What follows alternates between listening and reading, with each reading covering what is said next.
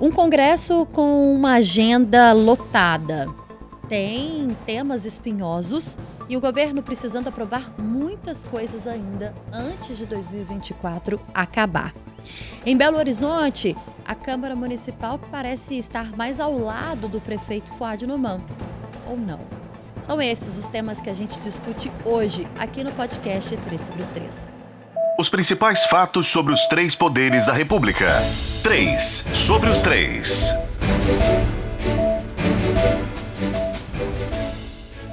Olá, tudo bem? Seja muito bem-vindo, seja muito bem-vinda ao podcast 3 sobre os 3, podcast semanal que discute sobre os três poderes, sempre aqui com 3 jornalistas. Eu sou Thalita Marinho e hoje eu fui convidada para estar aqui nessa bancada e trouxe comigo 2 estreantes também nesse podcast aqui de O Tempo. Vou começar dando as boas-vindas à repórter de política Mariana Cavalcante. Oi, Mari. Ei, Thalita, tudo bem? Olá a todos os nossos ouvintes. Muito prazer estar aqui com vocês nesse podcast que eu admiro, ouço, assisto no YouTube já há muito tempo. Que bom, Mari. Obrigada, viu, por participar com a gente aqui. E direto de Brasília, também uma outra estreante, Luciane Landim, nossa repórter lá na Capital Federal. Oi, Lu.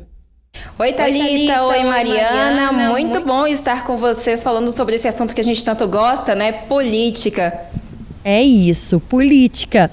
E eu vou começar, Lu, falando um pouquinho sobre Brasília, porque tem temas que são espinhosos, tem temas que precisam ser aprovados e o governo que está correndo contra o tempo, né? A gente separou aqui alguns pontos. Eu acho que, para ficar um pouco mais claro para os nossos ouvintes, a gente vai dividindo por aqui. Vamos falar primeiro do pacote de corte de gastos do governo. A que pé que tá e o que precisa ser discutido ainda?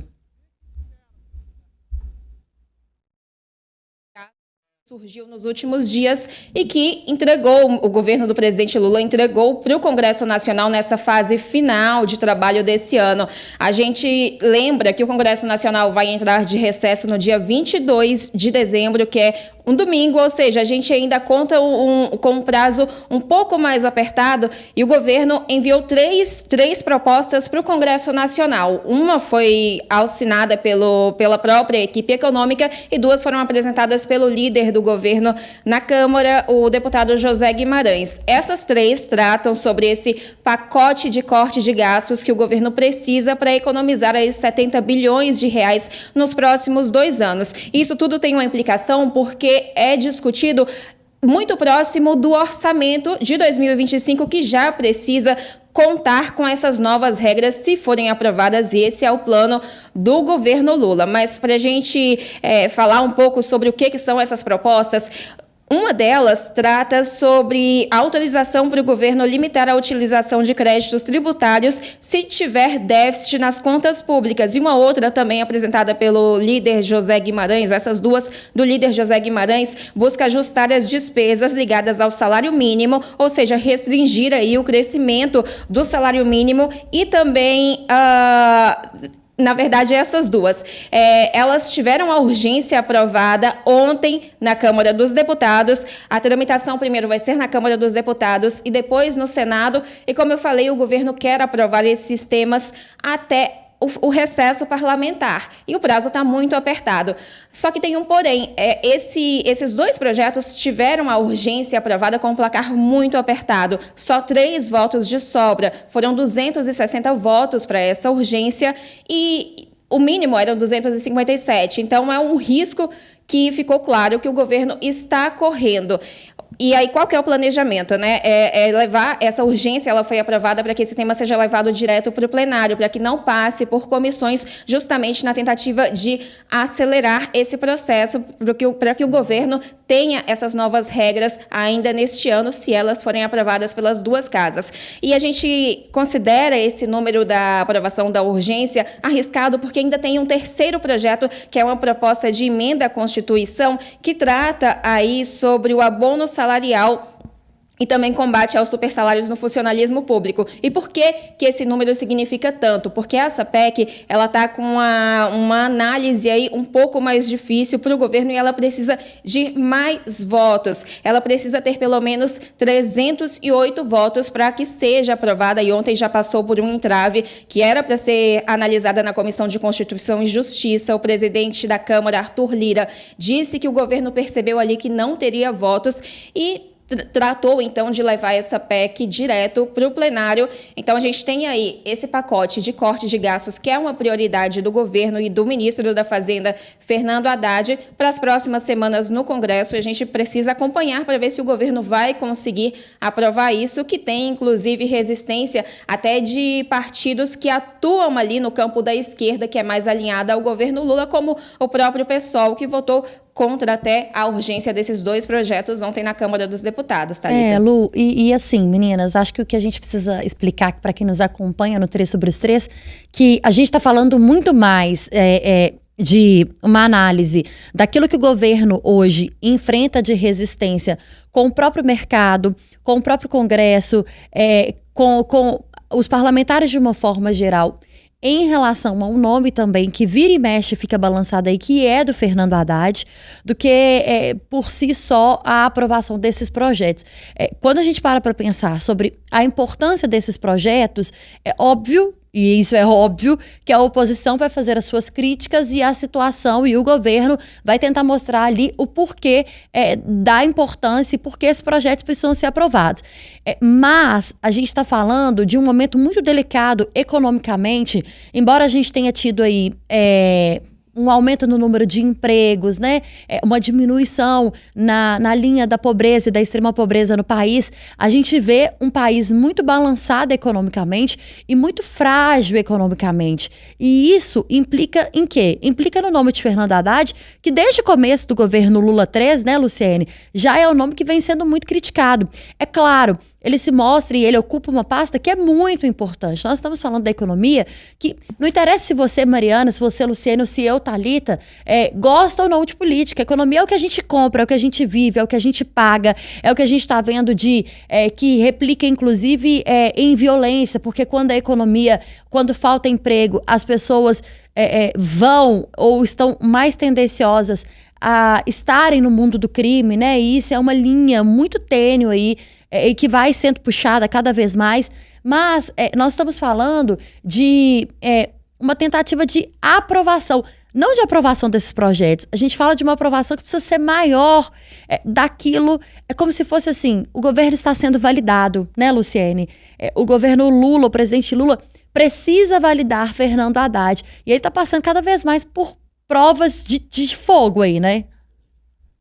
Pois é, e eu acho válido lembrar até, Thalita, que em meio a essas críticas que o ministro Fernando Haddad recebe, principalmente por essas reações do mercado financeiro, o presidente Lula colocou Fernando Haddad em um pronunciamento de 7 minutos em cadeia nacional de rádio e televisão para fazer o anúncio desse pacote de corte de gastos junto àquela outra proposta que trata da isenção do imposto de renda para quem ganha até R$5 mil, numa tentativa de popularizar mais a imagem do ministro Fernando Haddad, especialmente até para a população, para que a população possa ter uma outra visão de Fernando Haddad em meio a toda essa crítica que ele recebe do mercado financeiro e a essas reações do mercado, desse mercado financeiro também, às propostas do governo. Então, Haddad ainda tem que lidar com isso e ele tem estado à frente, participado diretamente das articulações para a aprovação desses projetos no Congresso Nacional, justamente pela urgência que o governo coloca em cima desses temas, Thalita. E, Luciene, desculpa, Thalita, eu só queria pontuar, a gente também tem que pensar um pouco dessa resistência do Haddad até dentro da própria base, né, do governo federal. Existem ali pontuações dentro desses projetos de lei. Do próprio partido, exatamente, né, dentro do próprio partido do PT. Esses projetos de lei que foram enviados para a Câmara, existem ali pontos, né, que o próprio PT e outros partidos de esquerda que compõem a base estão criticando, estão tendo ali uma certa rejeição. O Haddad está nessa campanha para ser mais bem aceito, não só pela oposição e por uma parte ali do centro, mas também pela própria base dele, os próprios eleitores do PT, não é isso?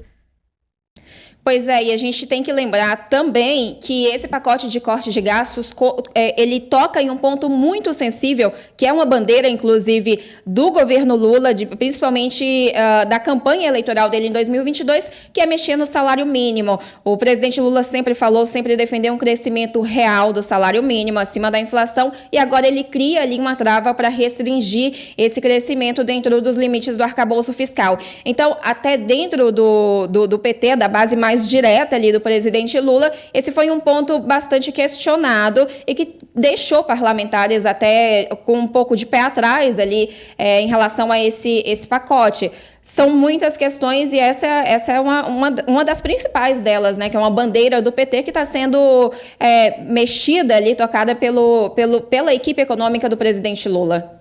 E quando a gente fala, por exemplo, sobre uma avaliação do governo Lula, muito se avalia até pela economia, né? O governo não é composto apenas pela figura do presidente. E eu acho que essa é a diferença que as pessoas conseguem fazer quando a gente pede uma avaliação de governos federais, estaduais, do que governos municipais. Quando a gente fala de governo municipal, e a gente viu muito isso, né, Mariana, na eleição de 2024, uma eleição municipal, as pessoas avaliam muito a própria figura do prefeito. Né? A âmbito nacional, âmbito estadual, não. As pessoas avaliam o que de fato o Estado ou o país tem passado por aquele momento. E a gente já vem falando de um Partido dos Trabalhadores, que é o partido que representa principalmente nesse governo federal, embora outros partidos façam essa composição. Mas até pela figura do presidente Lula, a gente já vem falando de um partido muito balançado, um partido com muitos rachas internamente e rachas de figuras importantíssimas, e um partido que está sendo muito criticado.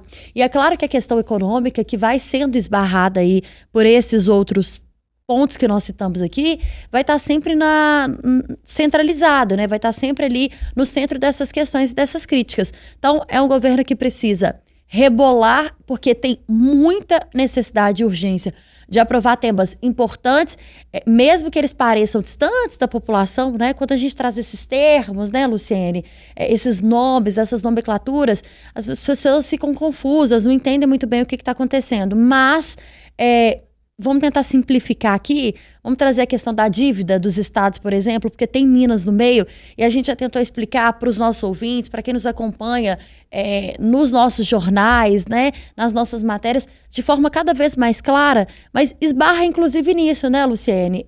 A questão econômica do governo federal, ela esbarra inclusive na dívida de Minas. Minas já teve aí o seu protagonismo, a gente já falou dessa dívida que foi adiada, desse pagamento, mas se o Estado tivesse que pagar, por exemplo, a dívida que hoje está, vou pedir a Mariana... 65 bilhões 65 por aí. bilhões, né? Cerca de 65 bilhões. Acho que o governo já pagou em 2024 cerca de 20... Olha, a gente está pagando mais ou menos por mês 2 bilhões, a gente está mais ou menos ali dentro da recuperação fiscal, enquanto o Propag... cerca de 20 bilhões, cerca de 20 milhões exatamente. Já foram pagos nesse ano. Mas a gente gosta de usar esse exemplo da dívida, por exemplo, porque se a dívida tivesse que ser paga da forma como o governo, como a União estava exigindo, hoje certamente nós teríamos serviços essenciais atrasados, teríamos um funcionalismo com salário atrasado, como já aconteceu em outros governos passados, né, aqui no Estado. Teríamos um Estado um tanto quanto diferente, que já não é tão bom. Poderia estar pior. Exatamente. Né? Então a gente precisa fazer essa avaliação. Eu acho interessante destacar até que a gente está correndo já para 2026. Não adianta falar que não, tá todo mundo já pensando em 2026. E quando a gente discute essas questões fiscais, que parecem muito complexas aqui, né, para nós mesmo, até nós que estamos todos os dias lendo sobre isso, é uma questão muito complexa, a gente tem que lembrar que o que importa é também como que a população percebe isso. Eu acho que os Estados Unidos, a eleição dos Estados Unidos este ano, deu este recado pro Lula. Não adianta, muitas vezes, mostrar alguns números, como, por exemplo, mostraram agora, a taxa de desemprego caiu. Esses números não importam tanto quanto a percepção de fato das pessoas no seu dia a dia. Se a gente não está percebendo uma queda de preços no supermercado, se a gente não está percebendo a nossa vida, a nossa qualidade de vida e o nosso poder de compra melhorando, então não importa certos números, certos projetos que estão passando. Então, é uma corrida também, eu acho, do governo federal de passar isso tudo para a população também. Porque apenas esses números, sem um impacto de fato na nossa vida, não vai fazer diferença. E é um pouco isso que você falou, Thalita, da dívida de Minas. Por que é tão importante discutir a dívida de Minas? Porque isso vai impactar no nosso serviço, no serviço de Minas Gerais, nos servidores, e tudo isso tem um impacto direto na vida do cidadão. Pois é, e a gente está falando também de uma população que precisa sentir essa mudança, esses preços mais baratos no supermercado, que é uma população que é a maior parte do país, né? O país não é composto majoritariamente por pessoas que não precisam se preocupar com o preço da carne, com o preço do feijão, com o preço do óleo. Então, essas pessoas, elas representam muito para o governo, e o governo precisa realmente sinalizar isso para essa parcela, seja o governo que estiver eleito, que estiver representando a população, representando o país, né? E esse projeto da dívida é outro entrave que está no Congresso Nacional, na tentativa de uma resolução nesse prazo apertado antes do recesso. Ele já foi aprovado pelo Senado Federal, estava na pauta da Câmara dos Deputados, do plenário da Câmara dos Deputados, para votação na sessão de quarta-feira, dia 4 de dezembro. Não foi aprovado, foi adiado, e a gente segue esperando aí para ver se vai ter solução nesse ano, em meio a tantas pautas que estão acumuladas, ou se vai mesmo ficar para 2025. Luciene e Mariana, sabe qual a impressão que eu tenho? É que o governo Lula hoje tenta correr contra o tempo para tentar terminar esse ano de 2024, quando o PT teve uma grande derrota nas eleições municipais, quando o país passou por muitas instabilidades e foi questionado, né? A gente vê nas pesquisas realizadas, como a Datafolha, por exemplo, que o presidente ele ainda não consegue sair daquela taxa de reprovação que está ali meio a meio no Brasil, que é dividido, e isso para um presidente significa muito, né? Não é, e está muito longe do seu ideal. Mas acho que ele tenta chegar no ano de 2024, ou ao fim desse ano de 2024, e quer entrar o ano de 2025, pelo menos com aquela sensação de ufa, eu consegui terminar o ano, pelo menos mostrando aqui que a gente conseguiu aprovar pautas que são tão caras para o governo e que vão começar a dar o segundo pontapé aí para a gente entrar na reta final, porque 2026 já tem eleição presidencial de novo. Pois é, e o presidente Lula tem até cobrado a equipe ministerial dele de que a fase de anúncios ficou para trás, que agora ele quer entregas. Ele quer que os ministros entreguem obras, entreguem programas, entreguem tudo que foi anunciado, que tudo isso saia do papel e que chegue à população. Então, no governo federal, essa é a fase que o presidente está e que ele tem cobrado realmente da equipe ministerial dele, Thalita e Mariana. É isso. Vamos trocar um pouquinho de assunto por aqui, meninas, porque a gente precisa falar também sobre Belo Horizonte. Se o governo federal enfrenta muita resistência, o presidente, aliás, o prefeito, né, gente? Olha eu querendo subir o patamar do prefeito Fuad Noronha. O prefeito reeleito em Belo Horizonte parece que está com um caminho mais fácil. Eu, particularmente, Mariana e Luciene, imaginava que a prefeitura ia enfrentar uma resistência maior nesse fim de ano de 2024 aqui, porque a gente ainda tem um cenário de Câmara que está encerrando o mandato. Então, quando a gente olha para a presidência da Câmara, por exemplo, com o presidente Gabriel Azevedo, eu achava que a Câmara iria travar algumas coisas a mais para a Prefeitura de Belo Horizonte. E a gente está vendo um cenário diferente. A gente tem uma reforma administrativa que foi tão criticada, sendo aprovada quase que em um tempo recorde, né, Mariana? Exatamente. Tá sendo mais fácil, com certeza, Thalita, esse relacionamento do Fuad com a Câmara, até porque nesses 2 anos e meio que o Fuad foi prefeito de Belo Horizonte, ele teve muito problema com a Câmara. Qualquer um que acompanhou o noticiário político sabe, teve ali vários entraves, teve meses que o prefeito nem conversava com o presidente da Câmara. Isso mostra, claro, um problema muito grande na relação. Mas não significa que o prefeito está tendo só vitórias, viu? Ele está tendo derrotas, e são derrotas muito pontuais de grupos políticos que estão passando um recado para o prefeito. O que acontece? O Fuad, nesses 2 anos e meio que ele foi prefeito de BH, ele já tentou passar 3 vezes a reforma administrativa, não conseguiu. Dessa vez ele conseguiu, quase que por unanimidade. Foi um tempo recorde. Em 15 dias que ele protocolou ali na Câmara o projeto, ele passou em 3 comissões, assim, de uma vez. com o apoio do presidente da Câmara Municipal, que é o Gabriel Azevedo. Então a gente vê aí uma pessoa que sempre foi uma oposição muito ferrenha ao Fuad, que está ajudando o Fuad nisso. E além disso, só teve 6 votos, no segundo turno, só teve 6 votos contrários e 33 a favor da reforma administrativa. Tem motivos para isso ter acontecido. O primeiro deles, quando a gente apurou ali nos bastidores, é que um grupo de vereadores que foi oposição ao Fuad durante todo esse tempo e que fazia parte ali de um grupo meio que liderado pelo Gabriel na Câmara Municipal, teria convidado, Thalita, o Gabriel para uma reunião e falado assim: olha, Gabriel, a gente está um pouco cansado dessa briga com a prefeitura, essa oposição. Ficaram meses sem ser convidados, né, para a prefeitura. Nesse final de legislativo ali, com uma parte deles sendo reeleito para voltar em 2025, o Fuad reeleito, eles falaram: vamos amenizar as coisas, vamos conversar com o prefeito, vamos Até tentar... porque Gabriel sai, né, Mariana? Até porque Gabriel sai, exatamente. Político. E a gente não sabe nem para onde que ele vai, porque até agora ele não tem embora cargo. afiliado num partido, e deve permanecer, é claro, mas Gabriel deixa de ter um cargo de fato. Exatamente. Então, o que vai ficar com isso? Porque quem fica na Câmara, e aqueles vereadores, inclusive, que foram reeleitos, são eles que vão ter que enfrentar a prefeitura depois, quando a prefeitura puder olhar para trás e dizer: mas até o final do mandato de 2024, você estava ali fazendo oposição, criticando ou barrando algumas questões importantes na Câmara. Exatamente. Então, esses vereadores ponderaram exatamente isso e falaram: Gabriel, ajuda a gente, vamos terminar esse ano mais tranquilo. E o Gabriel aceitou, até porque o Gabriel também, que já se coloca como pré-candidato a prefeito de 2028, eu acho importante destacar isso, porque o Gabriel, ele tá fazendo campanha política já ali dentro. Ele já tá numa campanha política, ele fala isso abertamente. E ele fala: eu quero ser um presidente da Câmara que zerou a pauta no fim da legislatura.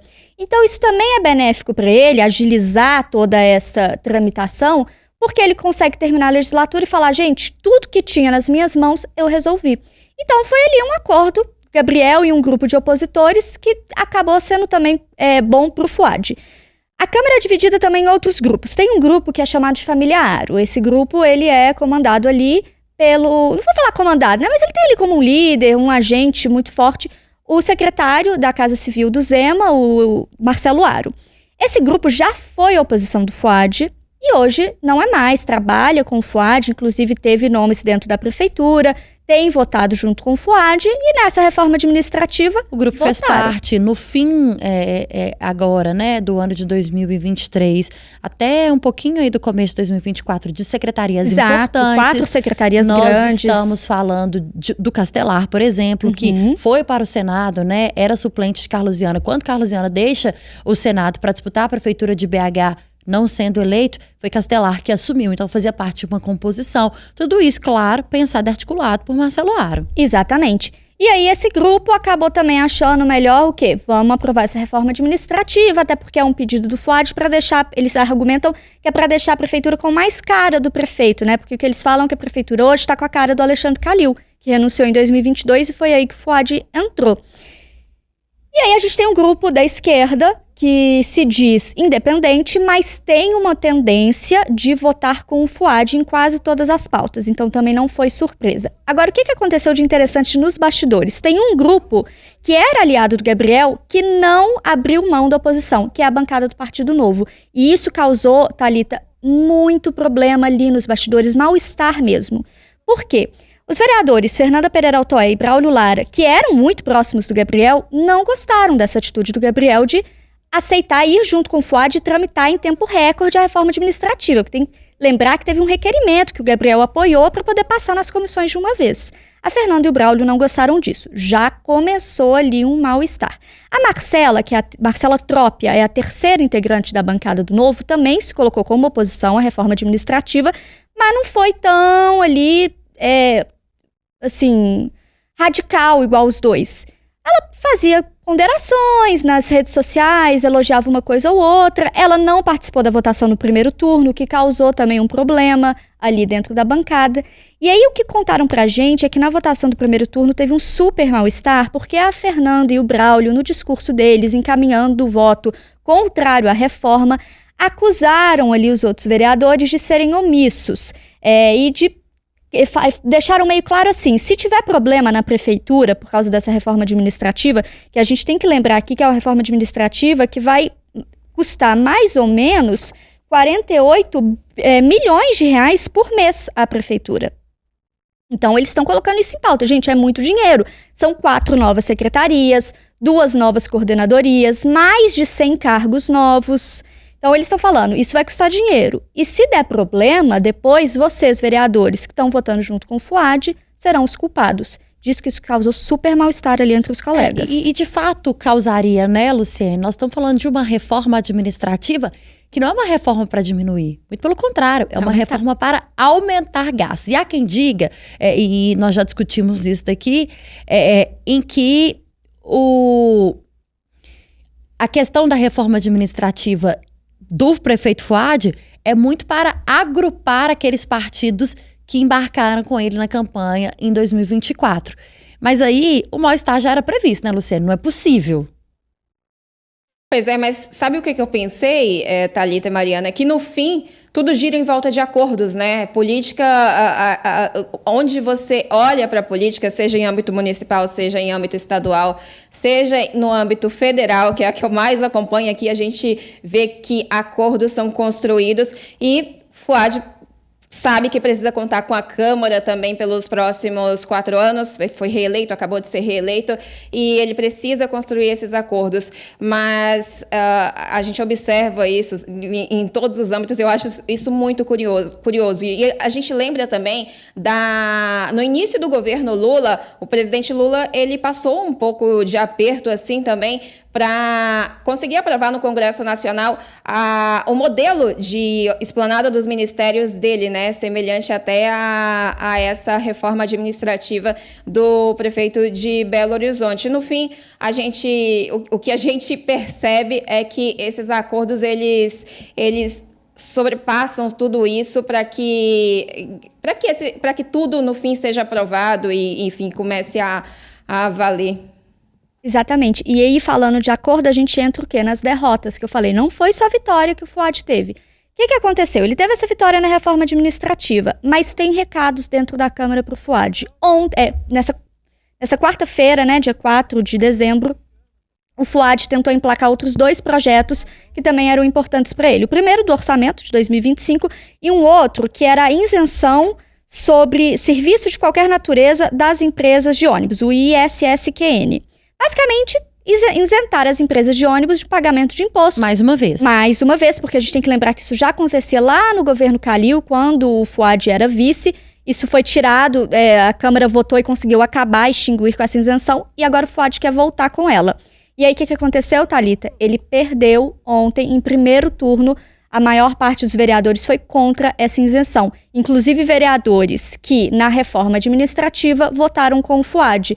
E especialmente a família Aro.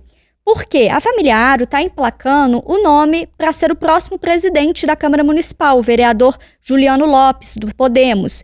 Ele faz parte hoje da mesa diretora com o Gabriel, e já era uma expectativa mesmo que ele fosse sair para ser presidente da Câmara em 2025. Inclusive com uma expectativa de que ele ganhe por WO. Seja só ele o candidato. Ele tem um apoio muito forte ali na Câmara de nomes que eram do grupo do Gabriel, estão apoiando ele, nomes da família Aro, nomes da esquerda também estão apoiando ele. E aí o que o FUAD... E os nomes que têm medo, que não são poucos, da reação da família Aro. Exatamente, que a família Aro deixou recado. Nós somos fortes. Na hora que eles ajudam a não deixar passar esse projeto do ISSQN, eles estão deixando esse recado. Nós somos fortes. Vocês vão querer bater de frente ou vocês vão querer estar com a gente?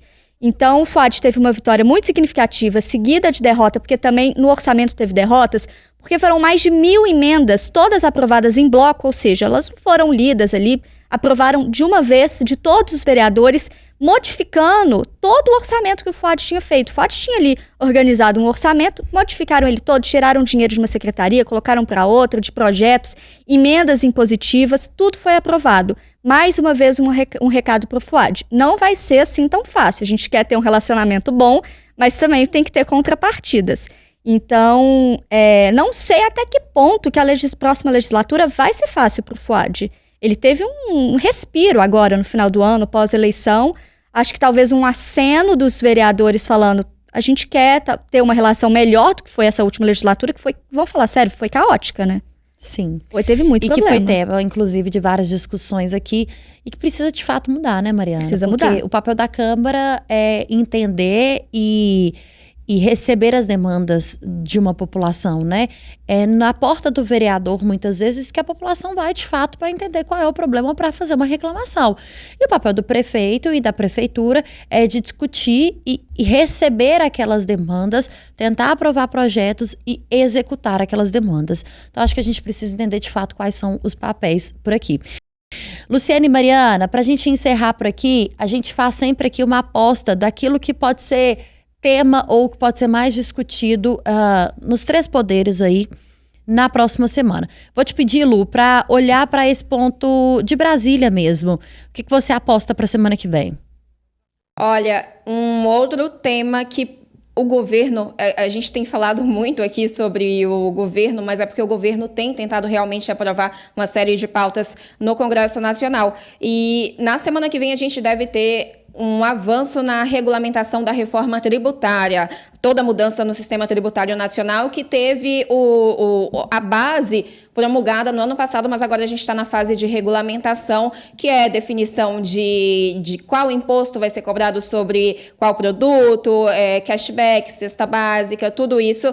E a intenção é que essa regulamentação ela fique pronta ainda nesse ano. O tema já foi aprovado pela Câmara dos Deputados. O relator na Comissão de Constituição e Justiça do Senado, Eduardo Braga, ele deve apresentar o parecer na segunda-feira, na próxima semana, para que essa votação aconteça no colegiado e também no plenário do Senado até o recesso, né? Mas tem uma implicação disso, é que muito provavelmente o texto vai precisar voltar para a Câmara dos Deputados para passar por uma nova votação pelos deputados, porque o relator deve sim fazer mudança, deve apresentar mudanças em relação ao texto que passou pela Câmara. Então, a gente deve ter uma definição aí sobre essa regulamentação da reforma tributária e a mudança de impostos no país na próxima semana.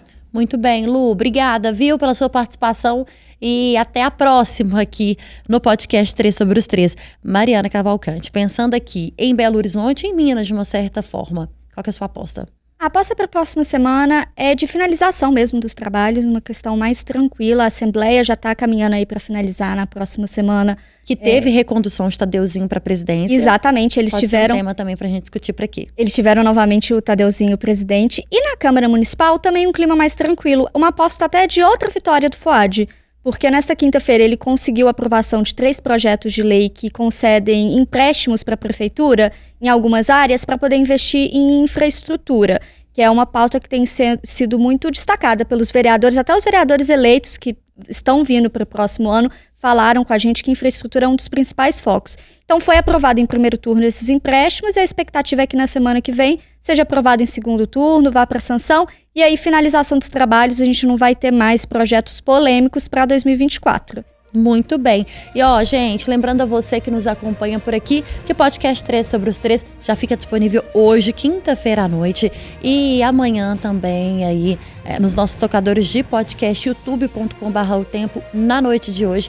Você acompanha então também aqui mais detalhes da nossa discussão. Mariana Cavalcante, obrigada também pela sua participação. Até a próxima, viu, meninas? Obrigada. Para você que nos acompanhou, Obrigada obrigada pela companhia. Tchau.